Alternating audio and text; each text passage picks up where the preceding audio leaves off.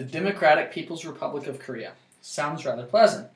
The DPRK is also known as North Korea, under the leadership of the Supreme Leader of North Korea, Kim Jong-un. Sweden is the first Western nation to open up diplomatic relations with North Korea and acts as interim for consular affairs for the United States, Finland, Australia, Canada, and the United States. And in fact, virtually everyone hates North Korea other than Sweden. Countries and groups have all passed some form of economic sanctions on North Korea. European Union, the United Kingdom, Switzerland, Australia, Canada, Hong Kong, New Zealand, Singapore, and of course the United States.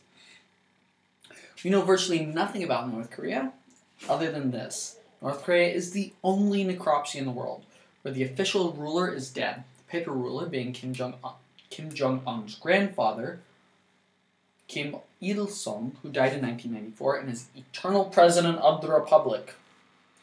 North Korea, though officially not communist anymore, still has many communist policies. North Koreans and South Koreans are genetically identical, but due to malnutrition, Koreans are 6 inches shorter than South Koreans.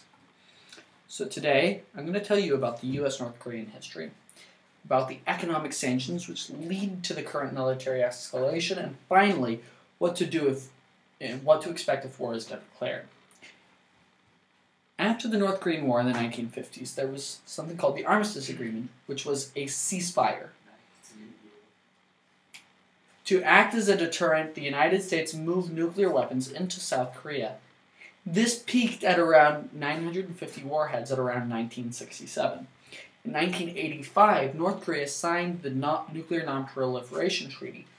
But in 1993, when inspectors from the International Atomic Energy Agency, from now on known as IAEA, wanted to see the nuclear plants, they withdrew from the treaty. Former President Jimmy Carter visited North Korea as a private citizen in 1994 and managed to bring both North Korea and the United States to the negotiating table.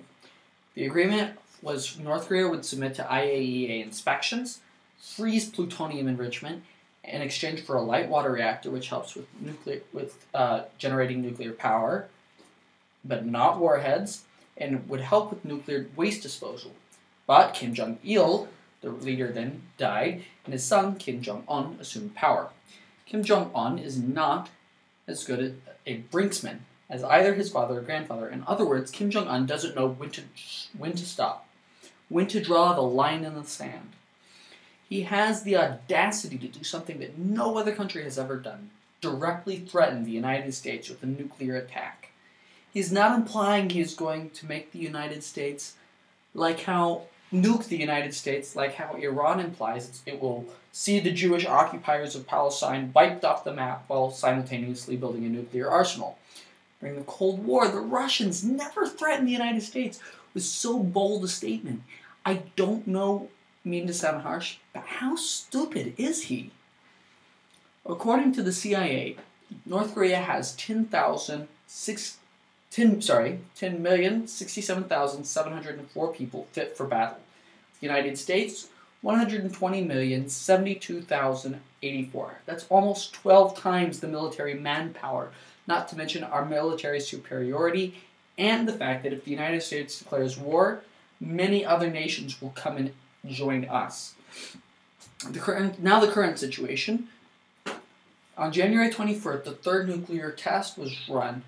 This was the first since 2009 and was an act of defense against the United States' economic policies.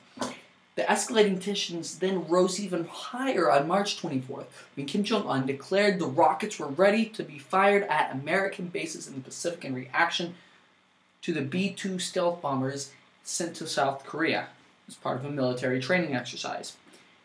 April 3rd, the Pentagon ordered a missile defense system to be moved to Guam. Essentially, it's the war games that are escalating tensions. North Korea says it does something with military rhetoric. The United States downplays it and says, you're full of it. Korea, in response, moves troops around to say, we're not messing around. And the United States says, You think showing us an amphibious assault with 6 out of 7 or 8 of the hovercraft have been photoshopped is intimidating? And rest my soul, is that a Windows 95 military computer that you are analyzing so carefully? Korea then moves more troops around, and it keeps going on and on and on and on. Before we Americans start freaking out, there's some things to get straight. If Korea were to strike, it would go for South Korea, Japan, Guam, or U.S. military bases in the region. They do not have the capacity to reach Hawaii, let alone mainland United States. They may have the ability and technology to hit Japan. The rockets don't always work too well. They've picked highly strategic targets within the United States mainland to launch nuclear weapons with their missiles, with their missiles that don't work, such as Washington, D.C., New York City, the entire state of California, and Austin, Texas. I can't tell you why Austin is targeted, but it will certainly help the DEA if Austin is blown off the map.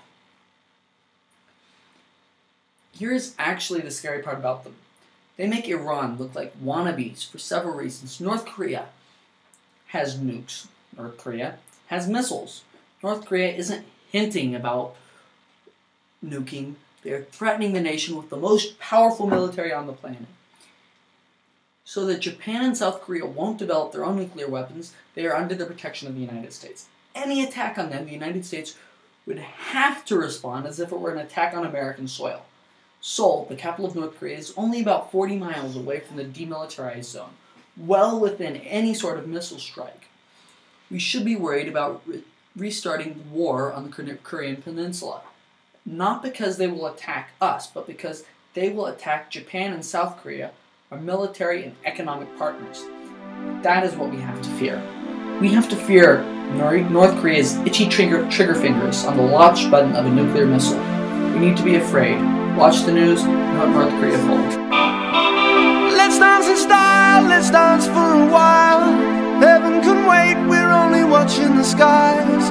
Hoping for the best, but expecting the worst. Are you gonna drop the bomb or not? Let us die young or let us live forever.